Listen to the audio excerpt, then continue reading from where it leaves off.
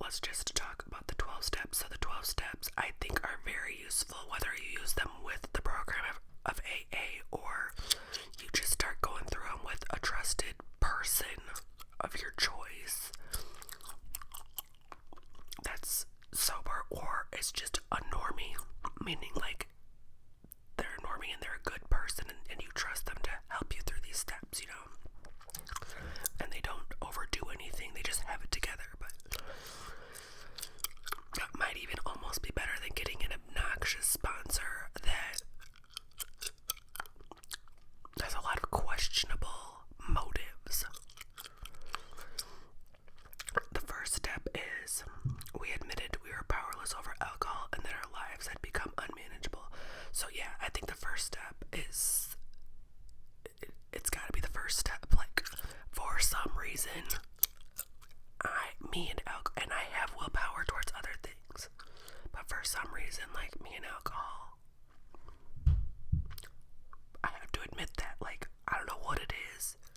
My body chemistry, my trauma, my genes. But I have to get to I have to still constantly tell myself, like, yeah, that's the freaking truth. I don't have any, when it comes to alcohol, everything is just, like, if I say I'm gonna go have one drink or two drinks, my daughter was just staring at me through the window like a creep. I will have 13 or something, you know.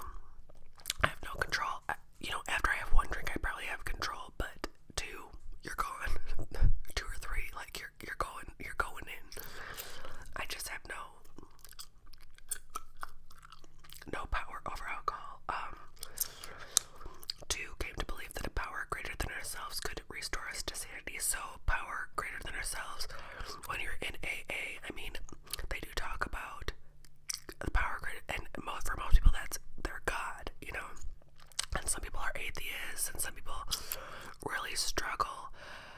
When you're an atheist, you can still find a power that's greater than yourselves, right? Like the universe, or you're better, you know.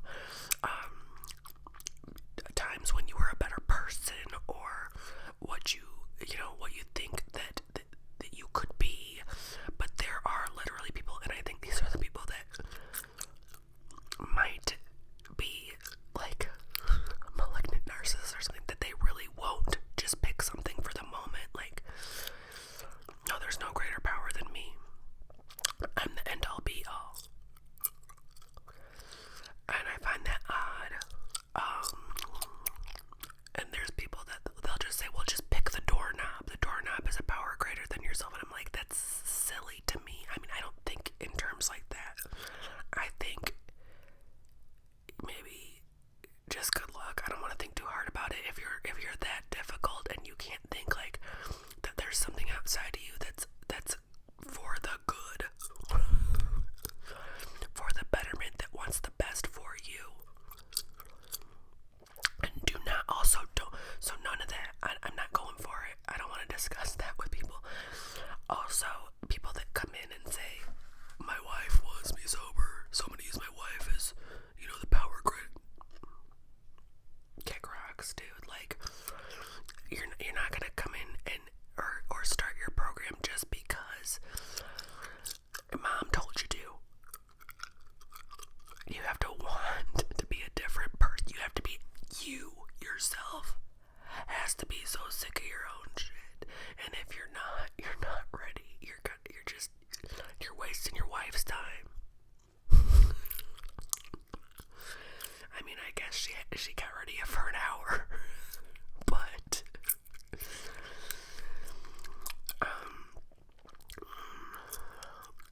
3 is made a decision to turn our will and our lives over to the care of God as we understood him, and instead of God you can insert your God or your higher power, your better whatever's outside of yourself. And just it's kind of like turning your trust over to that. We'll just use God as an example. Trust over to God. Like, please be give me strength and give me the will, because I don't have it in myself. Kind of like that. 4 made a searching and fearless moral inventory of ourselves. 4 is brutal, but it's not as brutal as 5. So with 4, you make a list of, well, actually 4 is not too bad. At 4, if I remember correctly, you're making the list of who you're mad at, why you're mad at them, and maybe also comes into the part that you played, but not so much yet. I think 4 is, because 8 is, okay, so yeah, that's 4. And then 5 is admitted to God, to ourselves, and to another human being the exact nature of our wrongs. So I don't even remember. I guess you do put your wrongs into step 4 too. Yeah, fearless moral inventory of ourselves. So you combine your resentments. It's like a worksheet.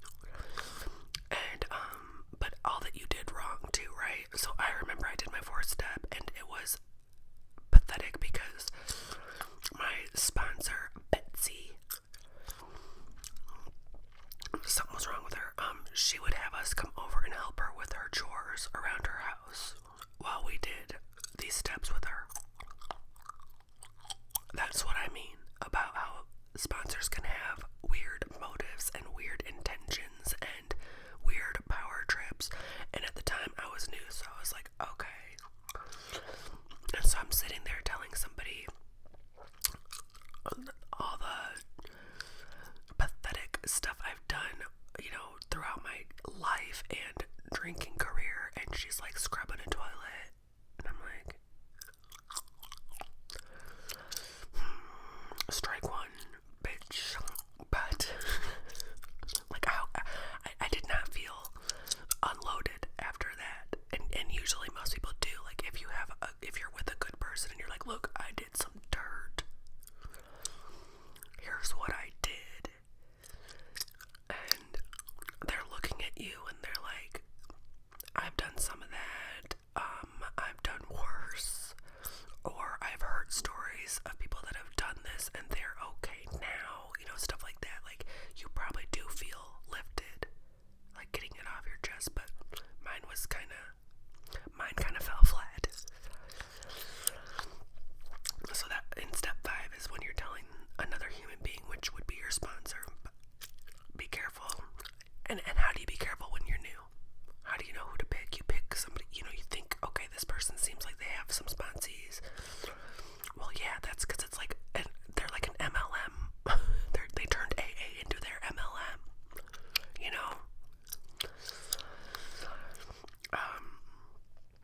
6, we were entirely ready to have God remove all of these defects of character. Wait. So in the discovery process of number 5, you are figuring out what your defects are. Like, are you a big liar? Or are you a big, like, do you get yourself into debt with other people, with family and friends? Are you selfish? That was one that I did not think I was going to discover. I didn't lie. I didn't owe anybody money or take money, but I realized I was selfish just by drinking a lot. Who knew, right? You find this stuff out as you unpack, And so you're like, okay, I'm a big liar and a big thief. I owe all these people money. So you realize these things about yourself, and you give it to your higher power. Like, okay, you know what? I need to be lifted of these defects. Like, and I need that higher power to help me, because obviously I couldn't do it by myself. So I had to put trust in my higher power, or a better version of myself, and really get help and assistance in learning how to be a better person. And through this, I think that this is when you start to look at other adults and see how other adults that are adulting well, and see how they're doing things. How are they handling disagreements? How are they handling conflict? How are they saying sorry? Because I didn't learn how to say sorry from my parents. How are they making things right? How are they adulting? So 7 is humbly asked the higher power to remove these shortcomings. So you say like a prayer, or whatever you do in your own religious way, to be like, look, please, I understand I've been this way. Can you please help me to be not this way? And there's like a list of defects, and a list of what would the opposite of that be. Like, one of mine was, I'm very impatient. So obviously the opposite of that was, how do I become a more patient person?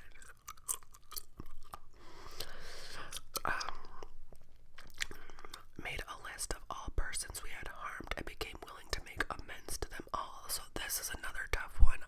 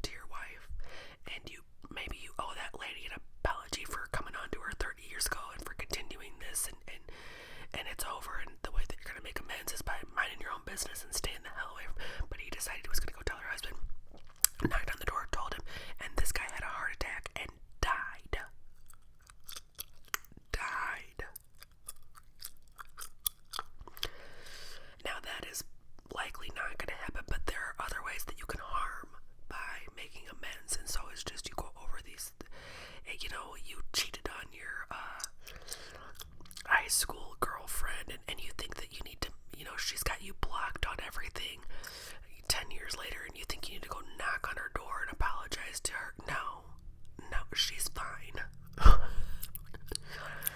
Because some people will use this step to try to get connects to their, no. And here's what's funny about me doing mine. My stupid sponsor made me call my stupid kid's dad and apologize for my part and stuff. Granted, yes, I did have, but anyway, I had to do it. I thought, so I did it over the phone because he lived like far, far away, and I was like, hey, I just want to apologize for like, all the chaos that I also caused or whatever. And this guy who's been an addict for 1 billion years and been through 1 million of these programs somehow either didn't recognize that I was making an amends or didn't care and just decided to start like talking to me like we were cool and wanted to know what was going on in my life and who I was dating. And I was like, what? Gotta go by. Like, he really thought we were gonna start talking again or something. I don't know. Please. Ew. Alright. So then, humbly ask, made a list of the person. Okay, so 9 is to make the direct amends, but not do harm. And then 10 is continue to take a personal inventory, and when we were wrong, promptly admitted it. So we're taking a daily inventory of how did this day go? Did I mess up today? But I also implore you to take a look at what you did right from the start.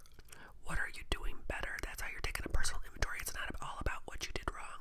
How am I doing better than I was 6 months ago or a couple years ago or last week, But through this personal inventory, you can see too, like, where you might need to make a daily amends. Like, say I was a jerk to my kid or something, like I was stressed out and they were kind of being pesty and I was like, oh my god, something like that. And I'm like, hey, I shouldn't have yelled, like that, like stuff that probably our parents didn't show us, and we get the gift of showing our kids that we know how to apologize and we know how to be like, whoa, I was wrong there. I was in a like terrible mood and I took it out on you and that wasn't right. Just daily personal inventories, and then you can nip stuff in the bud right away, and you're not building up all this self-guilt and self-pity. Self-pity is an addiction of its own, by the way. Okay. 11, sought through prayer and meditation to improve our conscious contact with God as we understood Him, praying only for knowledge of His will for us and the power to carry that out. So kind of just directing your prayer, your meditation towards like what will make me evolve into a better person. And I'm not telling you to be your best self all the time. I was just listening to the Sleep With Me podcast and he was like, my stomach is growling. He's like, I'm not trying to be my best self. That's so performative.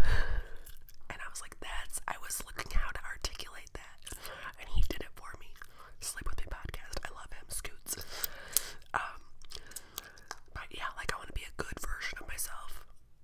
I do. Best. I'm a little too chill for that, but